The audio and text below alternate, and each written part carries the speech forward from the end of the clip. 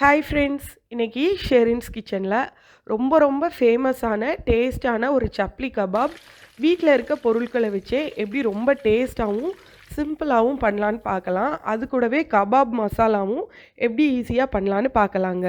First நம்ம kebab masala அரைச்சிக்கலாங்க. அதுக்கு 3 teaspoon அளவுக்கு முழு தனியா சேர்த்துருக்கேன். அது கூடவே 2 டீஸ்பூன் அளவுக்கு சீரகமும் நம்ம சேர்த்துக்கலாங்க.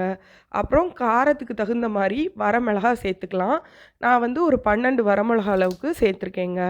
இது கூடவே ஒரு 1/4 ஸ்பூன் அளவுக்கு கரம் மசாலா தூளும் நம்ம சேர்த்துக்கலாம். இதை ஒரு கோர்ஸ் பவுடராக அரைச்சிக்கலாங்க. ஃபைன் பவுடராக அரைக்க வேண்டாம். இப்போது நம்ம சப்ளி கபாப் மசாலா ரெடி ஆயிடுச்சு.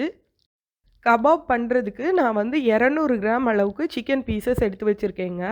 நீங்கள் எந்த மீட்லனாலும் இதை செஞ்சுக்கலாம். தை பார்ட் எடுத்திங்கன்னா நல்லா ஜூஸியாக இருக்கும்.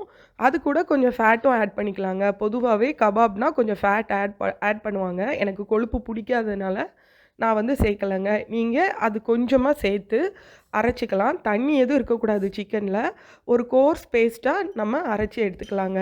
இது கூட 3 பச்சை மிளகாவும் ஒரு பெரிய வெங்காயத்தையும் சேர்த்துக்கலாம். அது கூடவே தேவையான அளவுக்கு உப்பும் சேர்த்துக்கலாங்க. இப்போ நம்ம அரைச்சி வச்சுருந்த கபாப் மசாலாவில் ஒரு 2 டீஸ்பூன் அளவுக்கு சேர்த்துக்கலாங்க.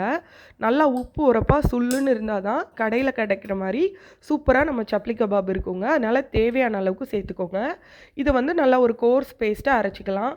ரொம்ப ஃபைனாக அரைச்சிங்கன்னா நல்லா இருக்காதுங்க, பேஸ்ட் மாதிரி இருக்கும். நம்ம சேர்த்துருந்த வெங்காயம் பச்சை மிளகாலாம் அழகாக தெரியுது இல்லையா? இந்த மாதிரி நம்ம பல்ஸ் பண்ணி எடுத்துக்கணும்.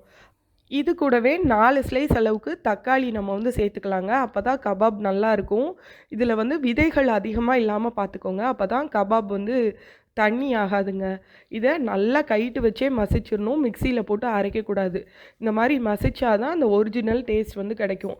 அப்புறம் மக்கா சோள மாவு இருக்கு இல்லையா? அதை 1 டீஸ்பூன் அளவுக்கு சேர்த்துக்கலாம்.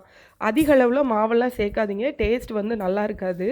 நம்ம தண்ணி எதுவுமே இருக்கக்கூடாதுங்கிறதுக்காக இந்த 1 ஸ்பூன் அளவுக்கு மக்கா சோள மாவு சேர்க்குறோங்க. இது கூட ஒரு 1/4 ஸ்பூன் அளவுக்கு நெய் இருக்கு இல்லையா? அதையும் சேர்த்துட்டு நல்லா மிக்ஸ் பண்ணி எடுத்துக்கணுங்க. இது போல் நம்ம கைட்டு வச்சு நல்லா மசிச்சு பிசைகிறதுல தான் இந்த கபாபோட டேஸ்ட்டே இருக்குங்க. இதை ரவுண்ட் ஷேப்பில் நம்ம வடை மாதிரி தட்டிக்கலாம். உங்களுக்கு தட்ட வரலன்னா நீங்கள் கைகளை தண்ணியில் நல்லா நனைச்சிட்டு நல்லா பிசைஞ்சு இது போல் ரவுண்டாக எடுத்து தட்டிங்கன்னா அழகாக வடை மாதிரி ஷேப்பில் வந்துருங்க. ஹோட்டல்லலாம் பார்த்தீங்கன்னா நல்லா தட்டையாக தட்டியிருப்பாங்க. நான் கொழுப்பு எதுவும் சேர்க்கலை இல்லையா? அதனால் கபாப் ஜூஸியாக இருக்கணுங்கிறதுக்காக இந்த அளவுக்கு திக்னஸில் தட்டிக்கிட்டேங்க. ஆனால் கடையில் நல்லா ஃப்ளாட்டாக தட்டியிருப்பாங்க. பொரிக்கும்போது சைட்லலாம் நல்லா கிறிஸ்பியாக இருக்கும், உள்ளே ஜூஸியாக இருக்கும். நான் கொழுப்பு சேர்க்காததுனால இந்த திக்னஸில் தட்டியிருக்கேன். இப்போது ஒரு பேனில் பொரிக்கிறதுக்கு தேவையான அளவுக்கு எண்ணெய் சேர்த்துட்டு நல்லா லோ ஃப்ளேமில் வச்சு நம்ம பொரித்து எடுக்கணுங்க.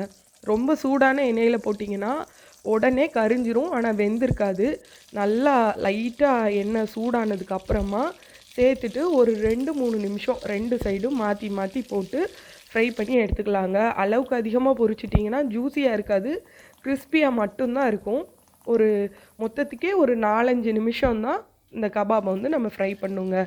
பாருங்கள், சூப்பராக கபாப் ரெடி ஆகிடுச்சு. மிச்சம் இருக்கிறதையும் நல்லா பொரித்து எடுத்துக்கலாங்க. ரொம்ப செம்மையான டேஸ்ட்டில் இருக்கும்.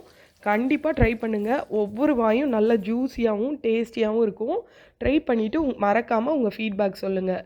ஷெரின்ஸ் கிச்சன் பிடிச்சிருந்துச்சுன்னா மறக்காமல் லைக் பண்ணுங்கள், ஷேர் பண்ணுங்கள், சப்ஸ்கிரைப் பண்ணுங்கள். பாய்.